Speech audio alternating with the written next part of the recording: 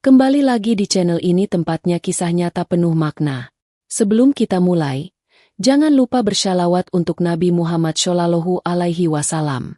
Dan buat kamu yang baru pertama kali mampir, tekan tombol subscribe, aktifkan loncengnya, agar tak ketinggalan kisah-kisah menyentuh lainnya. Sahabat, kenapa seorang wanita muda dari Kebumen, jauh-jauh ke Arab, lalu memilih kawin kontrak? Bukan karena uang, bukan juga karena keluarganya, tapi karena satu alasan yang bikin semua orang tak bisa berkata-kata. Namaku Dinda. Aku lahir dan besar di sebuah desa kecil di Kebumen, Jawa Tengah.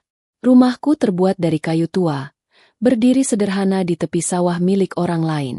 Kalau pagi tiba, aroma tanah basah dan suara jangkrik berpadu dengan angin yang menerobos celah-celah dinding rumah kami yang sudah lapuk dimakan usia. Aku anak kedua dari 3 bersaudara. Ayahku bekerja sebagai buruh tani. Setiap hari ia memanggul cangkul, menapaki pematang sawah demi upah yang kadang hanya cukup untuk beli beras 2 hari.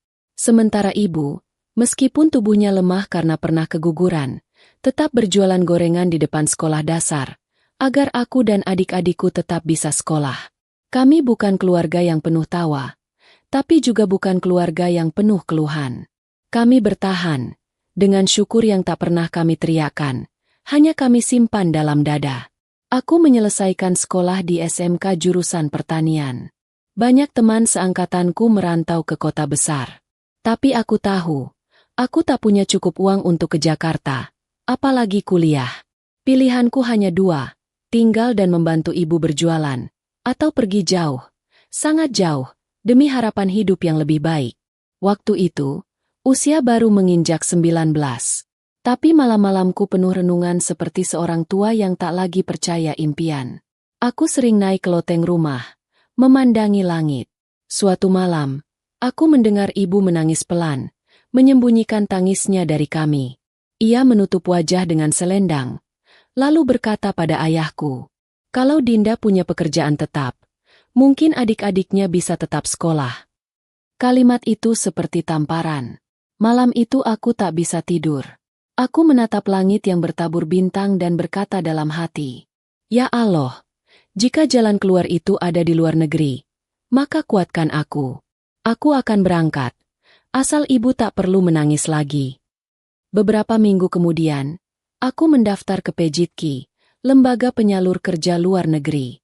Prosesnya tidak mudah. Banyak dokumen, banyak janji, dan juga banyak air mata. Tapi aku tetap melangkah. Tanpa bilang siapa-siapa, aku menabung diam-diam untuk biaya paspor. Dan ketika akhirnya hari keberangkatan itu datang, hanya ibu dan ayah yang mengantarku ke bandara. Tak ada pesta, tak ada foto perpisahan. Hanya pelukan panjang dari ibu yang menggigil dan ayah yang mengelus kepalaku sambil berkata lirih, "Jangan malu kerja apapun di sana, Dinda. Yang penting halal dan selamat." Aku anggukan kepala, sambil menyembunyikan rasa takutku. Dalam hati aku berdoa, semoga ini bukan akhir dari kampung halamanku, tapi awal dari sesuatu yang akan mengubah hidupku untuk selamanya. Dan begitulah, hari itu, aku resmi menjadi tenaga kerja wanita. Tujuanku, Arab Saudi. Tempat yang belum pernah ku sentuh, belum pernah ku pahami, tapi entah kenapa, seperti sudah menungguku dari dulu.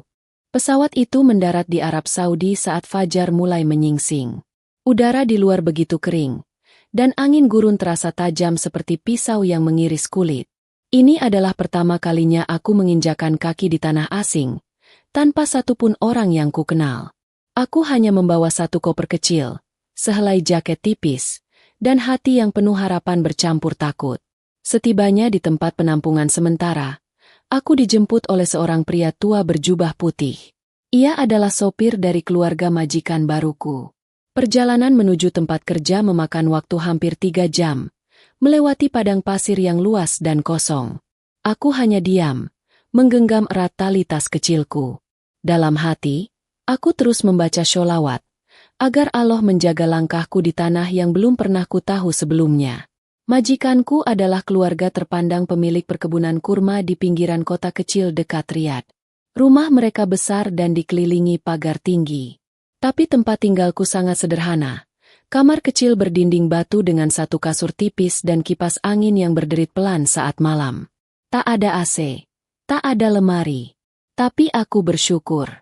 Setidaknya, kamarku bersih dan aman.